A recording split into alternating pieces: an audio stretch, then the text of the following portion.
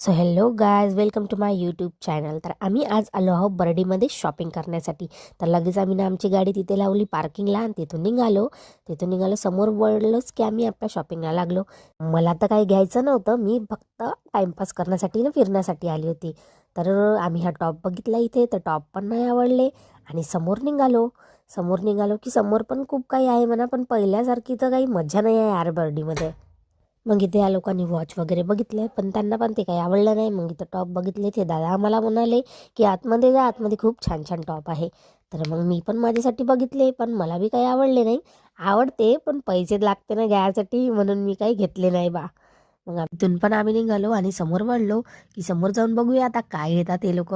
मग यांनी इथे वॉच बघितल्यावर मग यांनी मेकअपचं सामान, लिपस्टिक घ्यायची होती तिला. तर लिपस्टिक वगैरे बघितली. एका लिपस्टिकच्या मागे तिने 1000 रुपयाचं सामान घेतलं. मी माझ्यासाठी पण बघितलं, एक लिपस्टिक घेऊन मी बाजूला होऊन गेली, कारण की मला माहिती आहे जितकं बघितलं तितकं पैसा खर्च.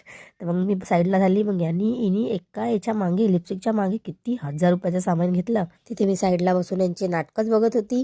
मग ते सामान घेऊन झालं की दादाला सामानची टोटल लावली.